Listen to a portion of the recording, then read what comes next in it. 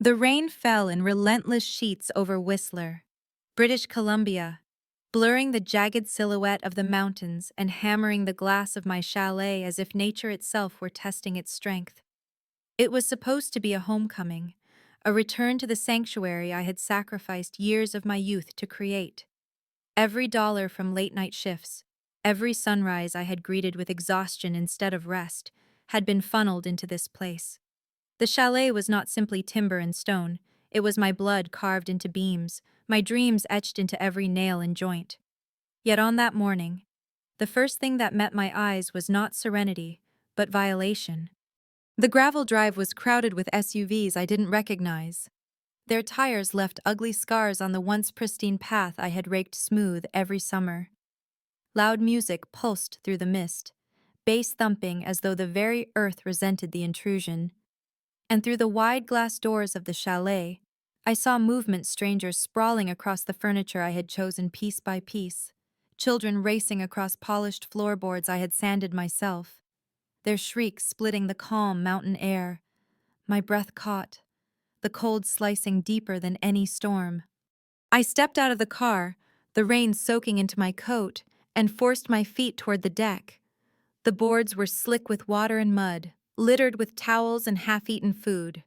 A ceramic planter one I had grown from seed during the long winter months lay smashed, its soil bleeding across the wood like a wound. The destruction was casual, careless, as if years of sacrifice were nothing more than toys to be scattered. And there she was, Margot, my sister, the woman I had once trusted above all others.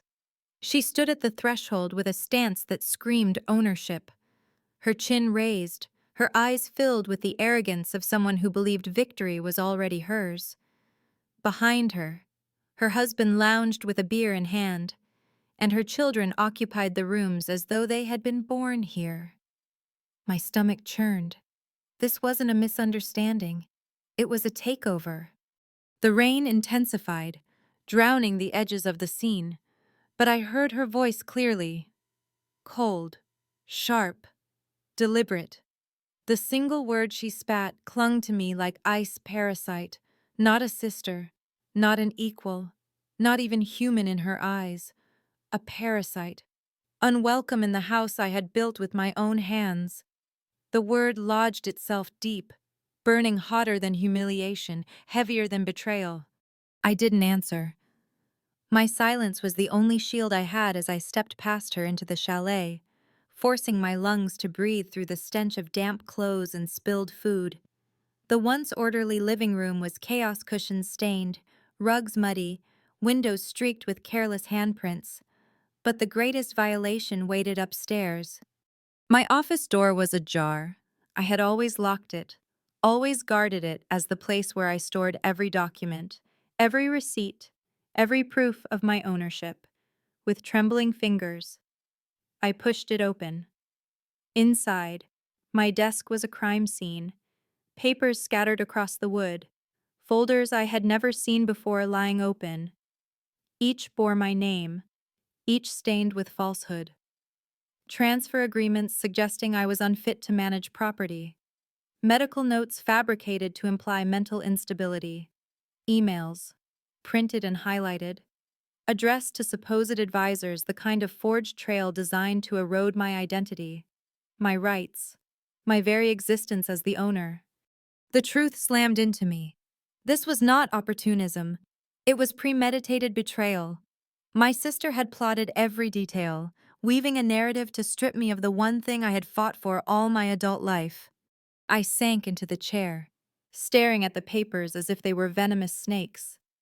My chest tightened, my pulse roaring in my ears. Rage surged wild, uncontainable, but beneath it ran a current of grief. Family was supposed to protect, to lift you when you faltered. Yet here was Margot, conspiring to erase me. Hours blurred as I forced myself into motion. I gathered every forged document, every piece of evidence, and sealed them in a bag. My phone felt heavy as I dialed the bank. I froze all accounts, demanded security layers no outsider could breach. My savings, the lifeblood of this home, had to be untouchable. Next, I contacted a law office in Vancouver renowned for property disputes. The receptionist transferred me to Jenna Carter, a lawyer whose voice carried both steel and reassurance. She didn't promise miracles. She promised precision, evidence, and relentless pursuit. The following days became a crucible. I documented every inch of damage in the house. Photographs captured the gouged banisters, the broken blinds, the stains seeping into the carpets. I compiled receipts proving years of investment wood treatments, roofing repairs, renovation invoices. I filed neighbor testimonies, securing their accounts of strange vehicles arriving at odd hours, deliveries made under Margot's direction. Every file became a weapon, every detail a shield. At night, sleep eluded me. I lay awake listening to the forest beyond the chalet, its whispers reminding me of the trust I had lost. Memories clawed at me childhood summers with Margot, laughter shared over secrets, dreams once spoken of building futures side by side. Those images curdled now, replaced by the sneer on her face when she cast me out of my own doorway. When dawn came, I no longer felt grief alone. I felt resolve. This house would not slip from my grasp. Justice would be my answer to betrayal. The storm outside eased, leaving the ground damp and shining. My preparations were complete. Jenna arrived one morning with a deputy sheriff and a clerk. In her hands were papers stamped with authority, cold as stone, ready to shatter the illusion Margot had built. We drove toward the chalet in silence, the tires crunching over gravel. From the porch, laughter spilled through the open doors. Margot and her family basked in the comfort of what they believed was theirs. They didn't see me yet. They didn't see the sheriff's car pulling in behind. As we stepped out, the world seemed to still. Margot's eyes widened, confusion flickering into panic as the deputy unfolded the order. The words carried through the crisp air: unlawful occupation, falsification, property damage. The law was a blade now, cutting clean through her deception. Her arrogance faltered, her voice tripping over protests, her husband's smirk dying into silence. The children clung to her, bewildered, and I stood on the gravel, the rain-scented wind on my face, watching as the weight of her scheme collapsed under evidence and authority. For the first time since returning, I felt steady. This was only the beginning. The battle was not yet finished, but the tide had turned. The chalet fell silent after the eviction, though silence did not mean peace. The departure of Margot and her family left behind not emptiness, but echoes of chaos. Each room carried scars of their intrusion, reminders that my sanctuary had been violated.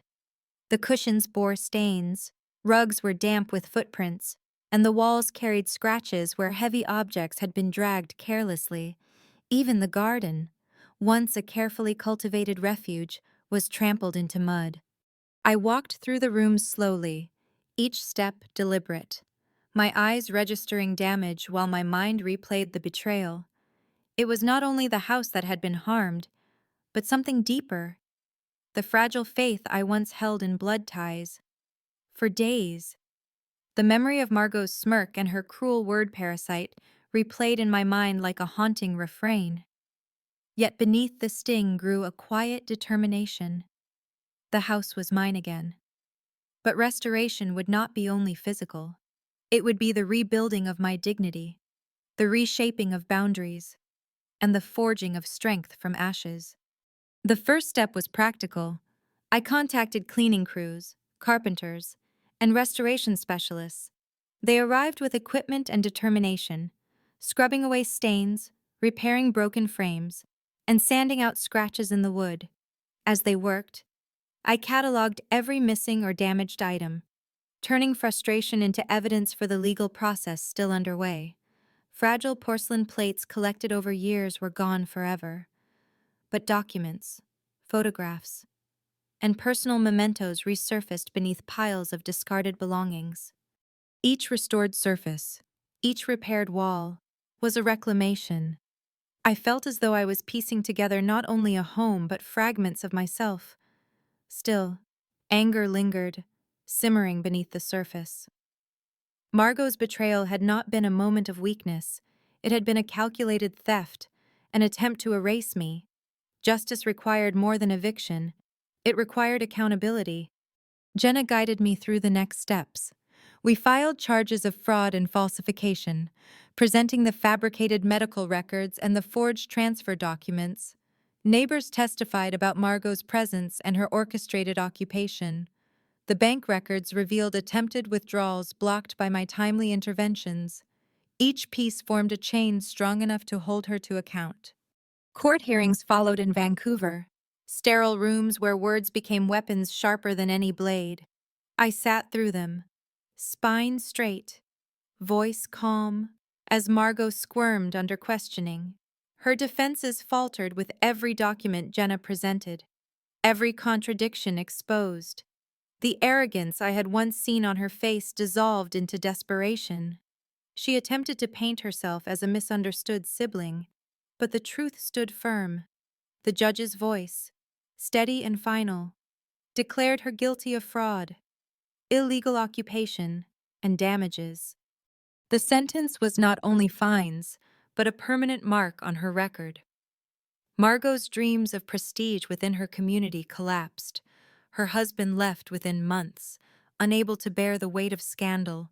Their children carried the quiet burden of whispers at school, of a family name tarnished. Justice, though heavy, had been served. Yet victory did not fill me with triumph. Instead, it left a hollow quiet, as though the cost of winning was the death of what little remained of kinship. I mourned not for Margot, but for the sister she once had been, the one who had laughed beside me in childhood. That woman was gone, replaced by greed and envy. In the months that followed, I poured myself into rebuilding. I planted new gardens, filling the soil with perennials and wildflowers resilient to the alpine climate. I repainted walls, replaced furniture, and invested in stronger locks, security systems, and cameras. Each change was not only about protection, but about reclaiming power. The chalet began to breathe again, its rooms humming with the rhythm of stability rather than intrusion. But the emotional restoration required more than wood and paint. Margot's children, innocent victims of their parents' schemes, lingered in my mind. I reached out carefully, inviting them to visit the chalet on weekends. At first, they arrived wary, burdened by confusion and shame. But slowly, through afternoons in the garden and evenings by the fire, they softened. I taught them to plant seeds, to respect what was nurtured by care, to understand that a home is not conquered but built with effort and responsibility. Their laughter returned to the chalet, pure and untangled from betrayal. Through them, I found a strange kind of healing. Though Margot had sought to destroy me, I would not allow her shadow to poison the next generation. Boundaries remained. I kept her at a distance, refusing any contact, but her children learned a different lesson, one of respect and resilience. As seasons shifted, so did I. The betrayal no longer defined me, it strengthened me. I discovered the power of vigilance, the necessity of boundaries, and the quiet triumph of endurance. My story spread quietly through the community, a warning and a testament. Friends, neighbors, and even strangers approached me to share their own tales of betrayal, seeking advice on legal protections, on guarding what was theirs. I became not only a survivor but a guide, turning my pain into purpose. One evening, nearly a year after the storm that began it all, I stood on the deck of the chalet. The lake mirrored the fiery sunset, mountains rising beyond in solemn guardianship. The house behind me was whole again, its scars healed, its strength renewed. Inside, the laughter of Margot's children mingled with the crackle of the fireplace, a melody of innocence untarnished by their mother's sins. I breathed deeply, the scent of pine and fresh earth filling my lungs. The word parasite no longer echoed within me.